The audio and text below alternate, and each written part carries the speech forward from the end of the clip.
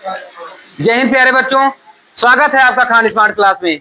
मैं खान सर आप लोगों को क्लास 10th की मैथ पढ़ा रहा हूँ। क्लास 10th के मैथ को अभी तक मैंने लीनियर नंबर को खूब अच्छी तरीके से समझा, उसके बाद मैंने बहुपद को समझा, बहुपद के बाद फिर मैंने लीनियर यानी दो चरों का लीनियर इक्वेशन या दो चरों का रैखिक समीकरण खूब अच्छी तरीके से बेसिक को समझा। बेसिक को समझने के बाद मैंने बेसिक के दो पार्ट रखे, बिल्कुल जीरो लेवल से सवाल को कैसे सॉल्व करोगे पहले उसको बताया। अब उसके बाद कुछ इसके नियम है, इनको जान लेते हैं।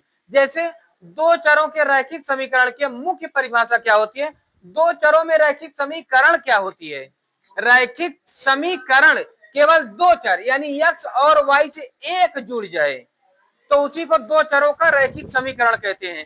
कैसे, जैसे आ जाए A X plus B Y plus C, एक ही लाइन की हो जाए तो इसे क्या कहेंगे, दो चरों का रैखिक समीकरण, है ना।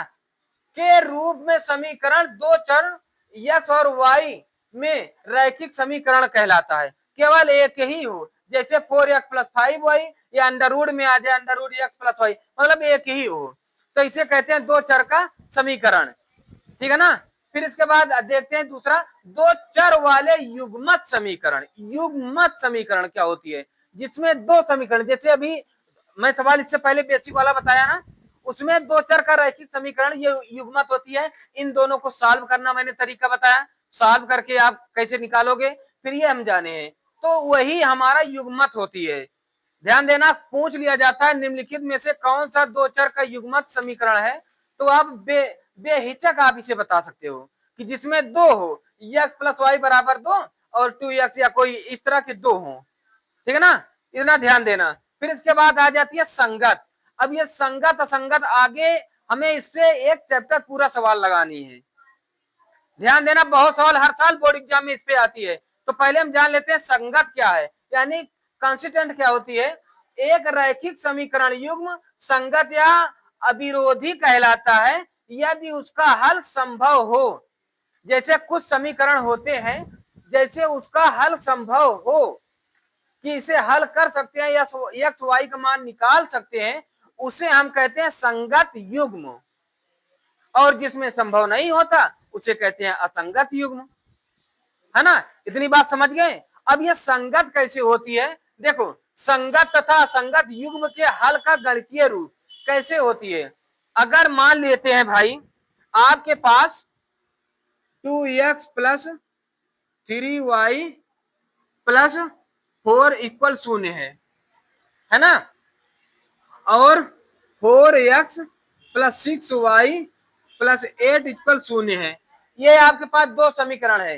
ये देखो, ये सब a1 b1 c1 है, देखो यही लिखा हूं ना, a1x b1x c1x a2x b2x c2x, है ना। तो a1x b1x c1x x नहीं a2x, इस तरह पे हल करते हैं तो a1 अपान a2 b1 अपान b2 c1 अपान c2 इक्वल में होती है ना, मैंने दिखाया ना, a1 अपान a2 b1 अपान b2 c1 अपान c2, ये होती है ना इनके लिए समीकरण। तो कैसे करोगे, तो यहां पे देख लो एक बार, a1 अपान a2 इक्वल b1 अपान b2 इक्वल c1 अपान c2। तो a1 का मान है 2 अपान 4, a1 2 है, b1 4 है, a2 4 है, b1 3 है, b2 6 है, c1 4 है, c2 8 है, ठीक है ना, c2 8 है। तो क्या करोगे, 2 1 जा 2, 2 2 जा 4, 3 1 जा 3, 3 2 जा 6, 4 1 जा 4, 4 2 जा 8, हो जाएगी ना। सब में देखो क्या आई है, यहाँ आई है 1/2, यहाँ भी आई है 1/2, यहाँ भी आई है 1/2, तीनों बराबर हो गई ना, तीनों बराबर हो गई ना। जब तीनों बराबर हो गई, देखो तीनों बराबर हो जाती है, a1 अपान a2 इक्वल b1 अपान b2 इक्वल c1 अपान c2। जब तीनों बराबर हो जाए तो समझ लो भैया ये क्या है, अनंत हल है ना। इसे कहीं कहीं संगत हल भी दे देते हैं। संगत हल में ये और अद्वितीय हल, ये दोनों संगत हल में आते हैं। इसको भी अभी एक चार्ट बना के हम दिखा दे रहे हैं, ठीक है ना। तो ध्यान देना। और अगर मान लो आपके पास आ गई है, मान लो 2x plus 3y plus 5 equal 0। और मान लो 3x plus 4y plus 6 equal 0। ये है, जब ये है तो ये a1 है ना, ये a2 है, तो इसको जब करोगे a1 अपान a2 यानी 2 अपान 3 इक्वल b1 अपान b2 यानी 3 अपान 4 इक्वल 5 अपान 6। ये है ना, जब ये है भैया तो 2 अपान 3 देखो कटेगी नहीं ना, 3 अपान 4 कटेगी नहीं ना, ये कोई कटेगी नहीं, तो ये पहले बराबर नहीं है भैया, पहले बराबर नहीं है ना एक दूसरे के। तो ये क्या है, जब पहले बराबर नहीं है तो क्या है, यूनिक सॉल्यूशन यानी अद्वितीय हल। क्या होगी, अद्वितीय हल होगी। क्लियर है ना, इतनी बात समझ गए। तो इसका एक बार जल्दी से सुंदर सा स्क्रीनशॉट ले लो जैसे बताया हूं, फिर इसके बाद हम सवाल पर चलते हैं। सवाल 2 4 6 बता दिया तो इसके बाद आपकी बल्ले बल्ले हो जाए, फिर सवाल आराम से लगा लोगे आप। जल्दी से इसका स्क्रीनशॉट ले लो। परिंदों को नहीं दी जाती तालीम उड़ानों की, वो खुद ही रास्ता तय करते हैं मंजिल आसमानों की।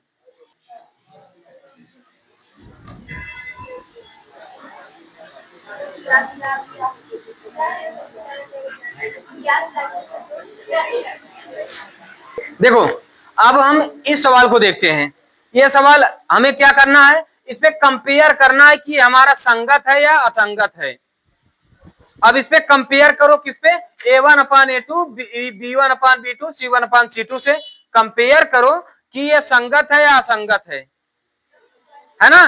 तो अब देखते हैं पहला क्या है, पहला कह रहा है देखो a1 अपान a2 यानी 3/2 अपान 9 इक्वल 5 अपान 2 अपान 10 इक्वल -10 है ना, इक्वल। अब ये C1 कितना है, 7 अपान 14, यही है ना। तो क्या करोगे, ये 9 को ऊपर कर दोगे, ये 3 1 जा 3 3 3 जा 9 कर जाएगी ना, 5 1 जा 5 5 2 जा 10 हो जाएगी ना। क्या हो जाएगा, 1 अपान 3 2 जा 6 इक्वल 1 अपान -4 इक्वल 7 अपान 14। देखो ये कहीं बराबर नहीं दिख रहा है ना, कुछ कटान कहीं पर हो रही है। 1 अपान 6 ये नहीं कटेगी, 1 अपान है तो 7 1 जा 7 7 2 जा, ये कुछ नहीं है, 1 अपान 6 1 अपान -4 इक्वल 1 अपान 2। ये कहीं पर भी बराबर नहीं दिख रही भैया।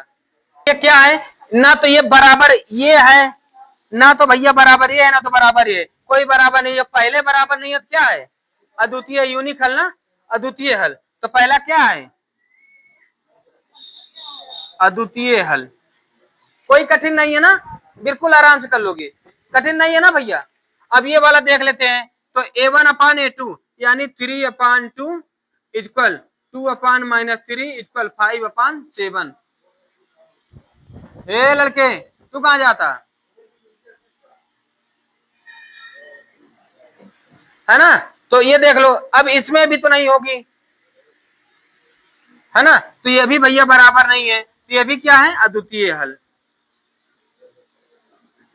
अद्वितीय हल है ना, समझ गए। इसी तरह सवाल और आएंगे, तो इसके बाद अगले पार्ट में हम मिलते हैं इसके और सवाल से, ठीक है ना। इसका जल्दी से स्क्रीनशॉट ले लो। और हाँ, इसी तरह से अगर मजेदार तरीके से वीडियो देखने में मजा आ रही हो ना, तो हमारे वीडियो को अपने दोस्तों तक शेयर करना ना भूलो, भूल जाते हो आप लोग, मजा नहीं आ रही है, ठीक है ना। जय हिंद।